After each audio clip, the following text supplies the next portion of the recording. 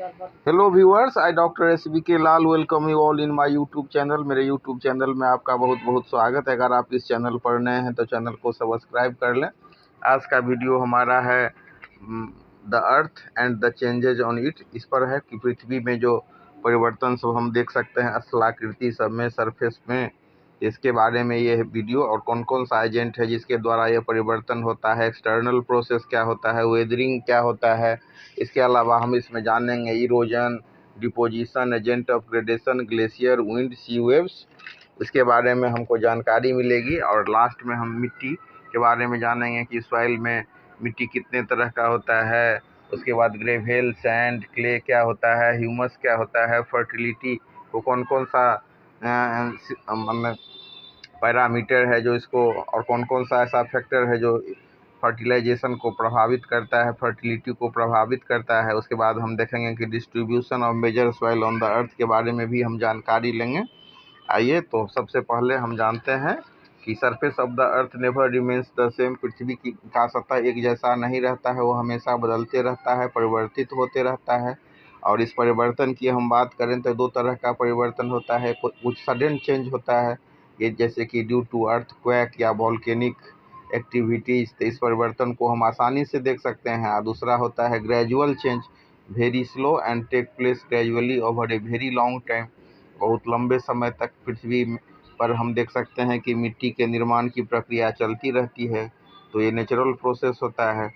और इसको जो है ह्यूमन फैक्टर्स भी प्रभावित करता है। मिट्टी का काटना, फसल, एक ही फसल को बार बार बोना, इंसेक्टिसाइड और खाद का प्रयोग, धरती पर आग लगाना, वन को काटना, डिफोरेस्टेशन, तो ये सब ह्यूमन जो मानवीय क्रियाकलाप हैं इसको प्रभावित करते हैं। और ऐसे ऐसे कौन से process that are involve in bringing gradual changes upon the earth surface, तो हम इसमें प्रोसेस सबको देख सकते हैं। जैसे कि नदी के स्वरूप में परिवर्तन होता है, या वर्षा से मिट्टी का कटाव होता है, हवा द्वारा रेत को उड़ाकर एक जगह से दूसरे जगह ले जाया जाता है। तो ये सब फैक्टर है जिसके द्वारा परिवर्तन होता है। अब हम उसके बाद चर्चा करते हैं एक्सटर्नल प्रोसेस का। तो any process working on the earth surface and bringing changes on it is known as external process. तो एक्सटर्नल प्रोसेस के कारण लैंड का सतह अप भी हो सकता है और डाउन भी हो सकता है। अब मिट्टी के कटाव द्वारा क्या होगा, तो लेवल डाउन हो जाएगा, और मिट्टी के जमाव से क्या होगा, लेवल अप हो जाएगा। तो lower the level of land by wearing away rock particles, और raise the level of land where the soil particle are deposited. उसके बाद हम देखेंगे कि वेदरिंग और ग्रेडेशन क्या होता है। तो वेदरिंग को जो परिभाषित किया गया है, BRICS rock into a smaller particle, तो जो चट्टान है उसको छोटे छोटे भाग में तोड़ने की प्रक्रिया जो होती है उसको हम वेदरिंग कहते हैं। Weathering is the process in which the rocks is break down into a smaller particle. अब इसमें हम इरोजन हो सकता है और डिपोजिशन हो सकता है। Disintegration due to weather changes, मौसम परिवर्तन के कारण भी डिसइंटीग्रेशन हो सकता है। अब गर्मी के कारण क्या होगा, चट्टान जो है सब फैल जाएगा, और ठंडा, रात में ठंडा होने पर क्या होगा, सिकुड़ेगा। तो फैलने और सिकुड़ने के कारण भी हो सकता है, वेदर चेंज के कारण भी हो सकता है। वर्षा, गर्मी, ठंडा, ये सब अलग अलग मौसम भी इरोजन और डिपोजिशन में भूमिका अदा कर सकते हैं। अब हम देख सकते हैं कि वेदरिंग का प्रभाव स्टोन मोनूमेंट और बिल्डिंग पर भी होता है। अब इसके बाद हम देख सकते हैं कि इरोजन या denudation, the gradual weathering that is running water, wind, moving ice and sea waves, तो ये सब के कारण इरोजन और डिनोडेशन होता है। इसके बाद हम देख सकते हैं कि डिपोजिशन, तो डिपोजिशन में क्या होता है, the continuous process of deposition results in the formation of soil of other places. एक जगह से दूसरे जगह तक मिट्टी को उड़ा करके जो अपर्दन का दूत है वो जमा कर देता है। हवा है, मिट्टी को रेती, जहाँ पर रेगिस्तानी इलाका में हम देख सकते हैं कि जहाँ हवा, एकदम तेज हवा बहती है, तो क्या करेगा, धूल कण सबको, रेत को एक जगह से दूसरे जगह ले जाएगा। मान लीजिए कहीं समुद्र में जमा कर दिया या नदी में, तो एक स्थलाकृति का निर्माण होता है। और मतलब हम देख सकते हैं चेंजेज ऑन द अर्थ। अब इसके बाद हम चर्चा कर रहे हैं एजेंट ऑफ ग्रेडेशन का, तो इसमें आता है रनिंग वाटर। नदियाँ पहाड़ से निकलती है, रास्ता में कटाव करती है, मैदानी इलाकों से गुजरती है, और पहाड़ पर नदी युवावस्था में होती है, तो वहाँ पर इसका इरोजन रेट मैक्सिमम होता है, और यहाँ पर आई शेप और वी शेप के वैली का भी फॉर्मेशन होता है। फिर मेचूरिटी स्टेज आता है कहाँ पर? मैदानी इलाका में। मैदानी इलाका में भी तो कुछ जगह पर हम देख सकते हैं। फिर आगे बढ़ने के बाद मेचूरिटी स्टेज आता है, चाल स्लो हो जाता है, और समुद्र में मिलने से पहले नदी वृद्ध हो जाती है। समुद्र में मिलने से पहले हम देख सकते हैं कि बहुत नदी चौड़ी हो जाती है और कई शाखाओं में विभाजित हो जाती है। फिर वहाँ पर जो डेल्टा का निर्माण होता है, और डेल्टा के निर्माण में हम देख सकते हैं कि सेडिमेंट्स, डिपोजिशन ऑफ सेडिमेंट्स होता है, या मतलब सैंड होता है, उसको डिपोजिशन होता है। तो सेडिमेंट्स ऑफ सैंड्स को, या मतलब उसको डेल्टा के तट पर नदियां जमा कर देती हैं। गंगा और ब्रह्मपुत्र का डेल्टा दुनिया का सबसे बड़ा डेल्टा है। इसके बाद अब हम चर्चा कर रहे हैं ग्लेशियर का। तो लाखों साल पहले पृथ्वी बर्फ से ढकी हुई थी, फिर तापक्रम बढ़ने से बर्फ पिघलने लगा, और बर्फ के पिघलने से ग्लेशियर का निर्माण हुआ। ग्लेशियर को ही हम हिंदी में हिमनद कहते हैं। तो जहाँ पर टेम्परेचर बहुत कम पाया जाता है, वहाँ हिमनद पाया जाता है। अब बर्फ के द्वारा भी पहाड़ों को तोड़ा जाता है। मतलब ये जो हिम नदी होती है, हिम का अर्थ होता है बर्फ, और नदी का अर्थ नदी।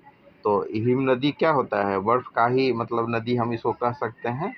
तो यहाँ पर जब ये हिम नदी में, ग्लेशियर में बर्फ का फ्लो होता है, या मतलब बर्फ जो है थोड़ा सा लिक्विडेट हो जाता है, तो उसके द्वारा जो उसका फ्लो होता है, तो फिर उसकी या पिघल करके वो थोड़ा थोड़ा पानी सब वहाँ से निकलते रहता है।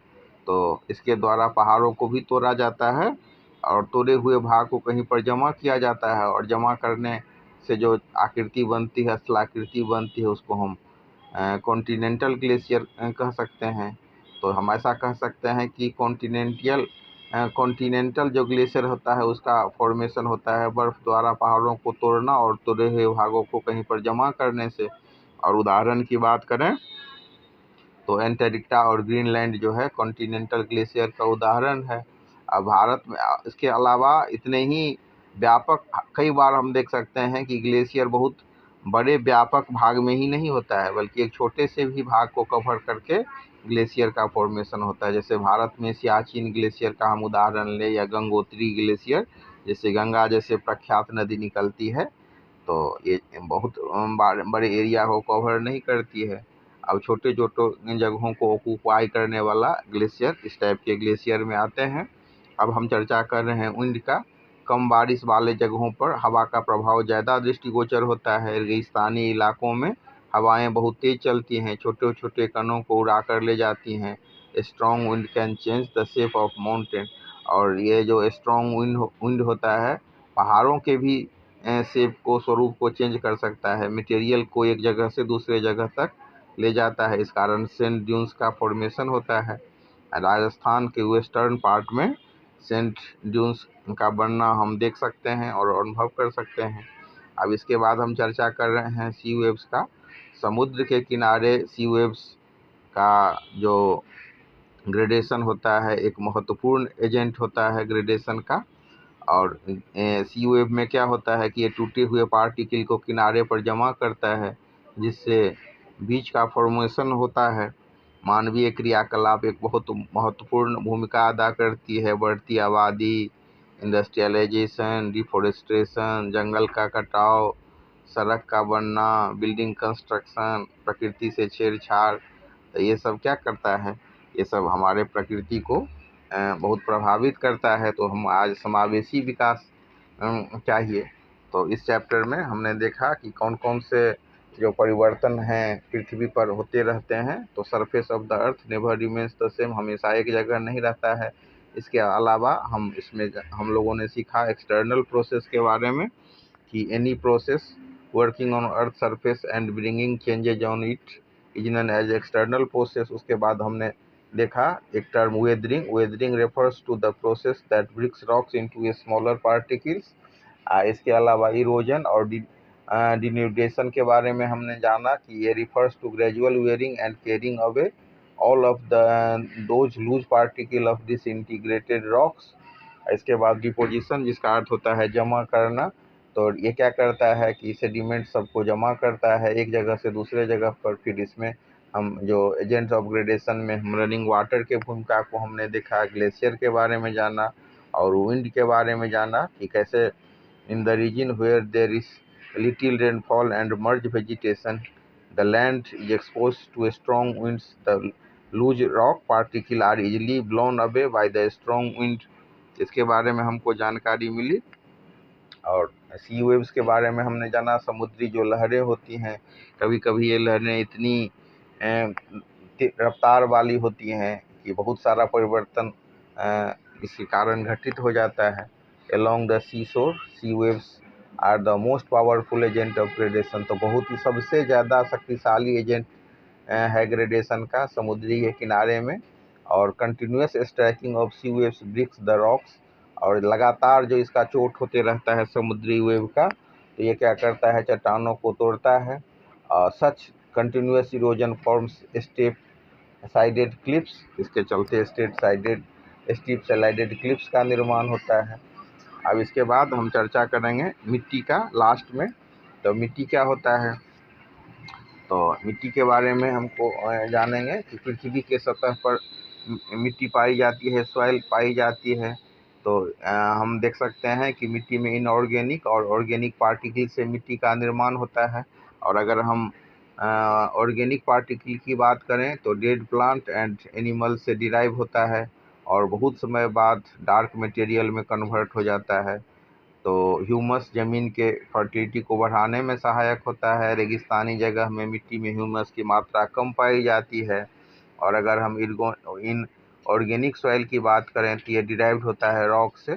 और जो लार्ज पार्टिकल होता है टूटे हुए रॉक सब का, तो उसको हम ग्रेवल कहते हैं, और छोटे पार्ट को हम सैंड या क्ले कहते हैं। और ये मिक्सचर के द्वारा सैंडी लोमी सॉइल का बनना होता है। फिर ये बहुत फॉर्मेशन ऑफ सॉइल एक बहुत स्लो प्रोसेस है। Rock weathering, transportation of soil, ये सब भूमिका अदा करते हैं।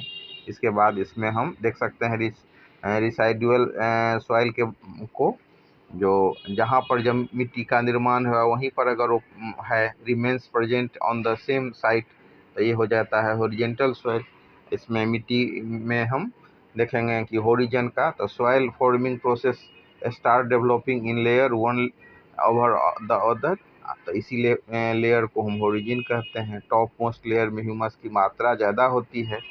इसके बाद हम देखेंगे कि डिस्ट्रीब्यूशन ऑफ मेजर सॉइल, तो कलर और टेक्सचर के आधार पर हम इसको वर्गीकृत कर सकते हैं, बांट सकते हैं। एल्यूवायल सॉइल के बारे में हम जानते हैं, ये टाइप्स है सॉइल का, तो अलग अलग आज अभी हम चर्चा करेंगे एल्यूवायल सॉइल का। इंडिया के बड़े भूभाग पर ये पाया जाता है और रिवर के द्वारा डिपोजिटेड सेडिमेंट के द्वारा इसका निर्माण होता है। उपजाऊ मिट्टी होती है, कृषि योग्य होती है, खेती बाड़ी के अनुकूल होती है। उसके बाद हम देखेंगे ब्लैक सॉइल, भारत के डेक्कन प्लेटो में पाया जाने वाली ये मिट्टी है। नमी को बनाए रखने की इसमें क्षमता होती है। भीगने पर ये स्टिकी और वेट हो जाता है। कपास के लिए बहुत ही उपयुक्त होने के कारण इसे हम कॉटन सॉइल भी कहते हैं। उसके बाद हम चर्चा करते हैं रेड सॉइल का। तो आयरन की अधिकता होती है इसमें, बारीक दाने वाली मिट्टी है, ये नॉर्दर्न पार्ट में पाया जाता है। इसके बाद हम चर्चा करते हैं लिटरल सॉइल का। तो हैवी रेन, इसके बाद हम लिटरल सॉइल की चर्चा कर रहे हैं जो हैवी रेनफॉल वाले एरिया में पाया जाता है। अब इसके बाद सॉइल को अध्ययन करते समय एक बहुत ही इम्पोर्टेंट टॉपिक है सॉइल इरोजन। इसमें टॉप लेयर के रिमूवल को हम सॉइल इरोजन कहते हैं। काफ़ी सीरियस प्रॉब्लम है, फसलों को ये से फसलों की इससे बर्बादी होती है। और सॉइल इरोजन का जो मेन कारण है पेड़ों को काटना, जानवरों को चराना, तो पेड़ लगा करके सॉइल इरोजन को हम बहुत कम कर सकते हैं। अब इसके बाद हम लास्ट में जानेंगे कुछ पारिभाषिक शब्द है और इंटरेस्टिंग, जिसमें डू यू नो में इससे संबंधित है। इसमें जैसे जियोमॉर्फोलॉजी होता है, क्या होता है, the science of study of land forms. उसके बाद हम देखेंगे snow line, the line on the mountains above which the snow never melts. ऐसा लाइन जिसके ऊपर में बर्फ कभी नहीं पिघलता है, तो हो जाएगा स्नो लाइन। इसके बाद एक शब्द है विंडो, तो विंड क्या होता है? Air can neither be seen NOR felt but the Swift horizontal movement of air is felt and it is called wind. तो इसके ये हो गया, strong wind can change the shape of the mountain. तो इन बातों की हमने जानकारी ली इस चैप्टर में, और आप वीडियो को पूरा देखने के लिए बहुत बहुत धन्यवाद। Have a nice day.